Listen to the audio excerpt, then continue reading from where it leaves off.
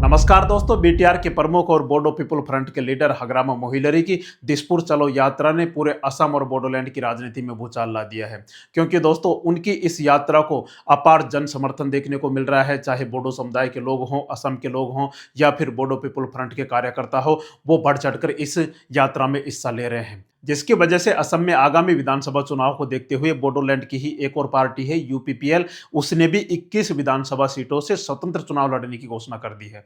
तो चलिए दोस्तों, आज के इस वीडियो में हम समझेंगे कि इस यात्रा के पीछे क्या राजनीतिक कारण है, सियासी मुद्दे क्या हैं, साथ ही बोडोलैंड और असम की राजनीति को यह यात्रा किस तरीके से प्रभावित करेगी, इसका हम विस्तार से समझते हैं। दोस्तों, खबर देखते हैं कि जब बीटीआर के प्रमुख हग्रामा मोहिलरी जी ने यह यात्रा जब स्टार्ट की थी तो वह खबर अखबारों की हेडलाइन बन जाती है और 25 फरवरी 2026 की यह बात है और उन्होंने यह यात्रा स्टार्ट कर दी है। अब दोस्तों, इस यात्रा के मूल उद्देश्य को हम समझते हैं, क्योंकि हग्रामा मोहिलरी ने साफ तौर पर कह दिया है कि यह सिर्फ एक यात्रा नहीं है, यह एक बड़ा आंदोलन है जो बोडोलैंड क्षेत्र की समस्या को असम की राजधानी दिसपुर तक लेकर जाएगा। अब दोस्तों, इस यात्रा की शुरुआत 26 फरवरी 2026 को गोसाई गांव निर्वाचन क्षेत्र से इसकी शुरुआत हो गई है। अब इसके पीछे क्या उद्देश्य है?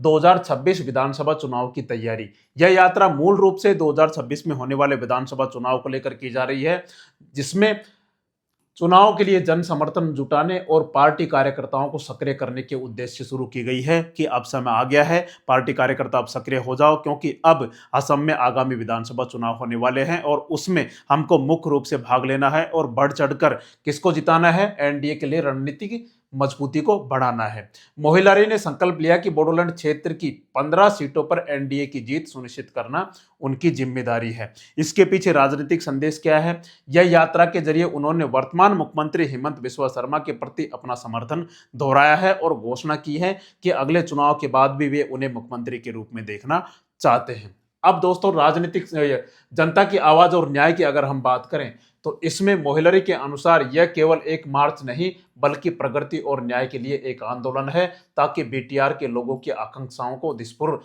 राज्य सत्ता के केंद्र तक पहुंचाया जा सके। यह एक यात्रा नहीं है, यह एक आंदोलन है।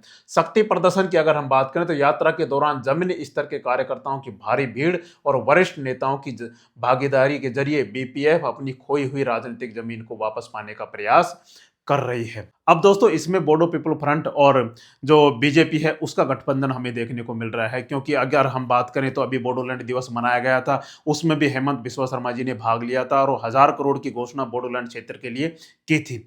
उससे पहले भी अगर हम बात करें तो मोदी जी भी लगातार इनसे मिलते रहे हैं और बागोरुम्बा महोत्सव में भी मोदी जी ने भाग लिया था। अमित शाह भी लगातार इनसे मुलाकात करते रहे। तो यह एक तरीके से बोडो पीपुल फ्रंट और साथ ही बीजेपी का एक मजबूत गठबंधन माना जा रहा है। खबर हम देख सकते हैं दोस्तों। इसके बाद असम के जो सीएम हैं हेमंत बिस्वा शर्मा जी, जो बोडोलैंड क्षेत्र के अलावा भी बोडोलैंड क्षेत्र के बाहर जो भी बोडो समुदाय के लोग रह रहे हैं उनके साथ भी क्या किया है? असम के मुख्यमंत्री हेमंत बिस्वा शर्मा ने हाल ही में बीटीआर क्षेत्र से बाहर जैसे रबा, हसोंग और कार्बी आंगलोंग क्षेत्रों में रहने वाले 28 बोडो संगठनों और प्रतिनिधियों के साथ बैठक की, ताकि उनकी समस्याओं और कल्याण पर चर्चा की जा सके। अब ऐसा नहीं है कि हेमंत बिस्वा शर्मा जी के द्वारा बोडोलैंड क्षेत्र पर ही ज्यादा ध्यान दिया जा रहा हो, उसके बाहर भी जो भी आदिवासी रहते हैं, बोडो समुदाय के लोग रहते हैं, उनके भी जो 28 संगठन हैं उनसे उन्होंने 28 बोडो संगठनों से उन्होंने मुलाकात की है और आगामी जो उनकी समस्या है उनको लेकर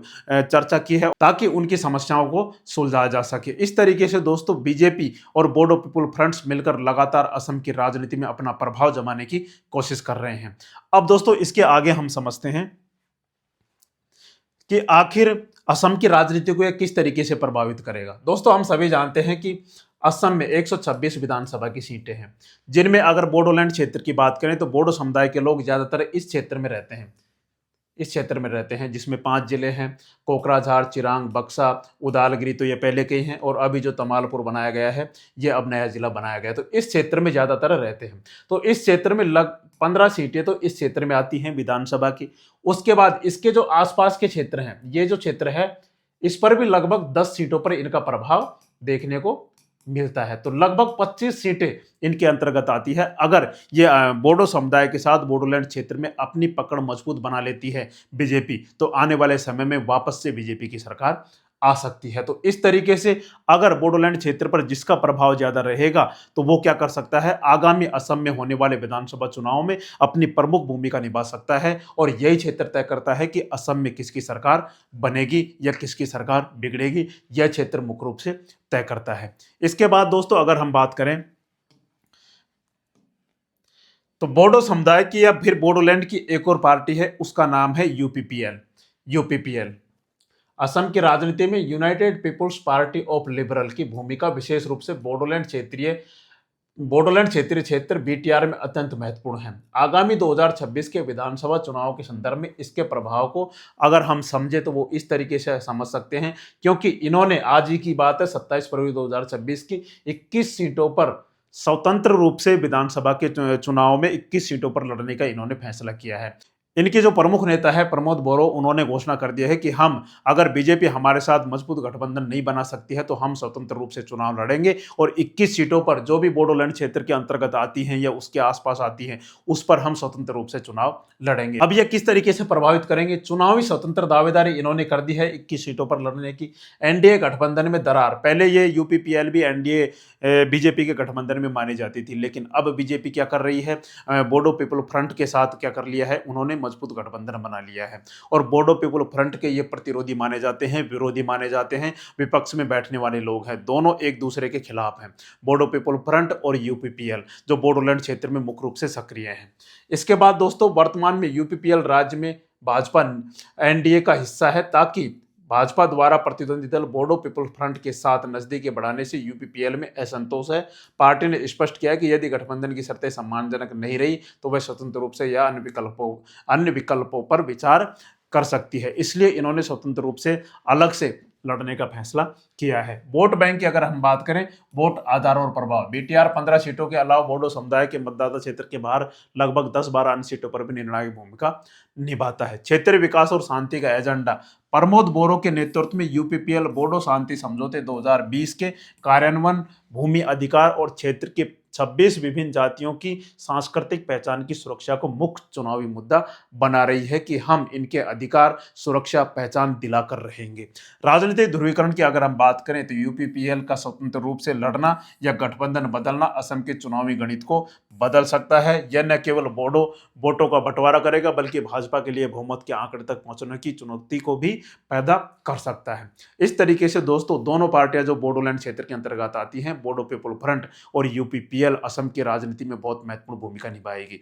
लेकिन दोस्तों वर्तमान में अगर हम बात करें तो बोडो पीपल फ्रंट प्रमुख बोडोलैंड क्षेत्र में बहुत प्रभाव रखती है और वर्तमान में बीटीआर के प्रमुख भी हग्रामा मोहिलरी जो बोडो पीपल फ्रंट के प्रमुख हैं वो है। तो आने वाले विधानसभा चुनाव में उनकी बहुत महत्वपूर्ण भूमिका हो जाती है, जिसकी वजह से उनकी यह यात्रा अपने आप में आगामी असम विधानसभा चुनाव में काफी प्रभाव पैदा करेगी। दोस्तों आपको क्या लगता है, अपनी राय कमेंट बॉक्स में जरूर साझा करें और हमारी जानकारी आपको अच्छी लगी हो तो हमारे चैनल को लाइक एंड सब्सक्राइब जरूर करें।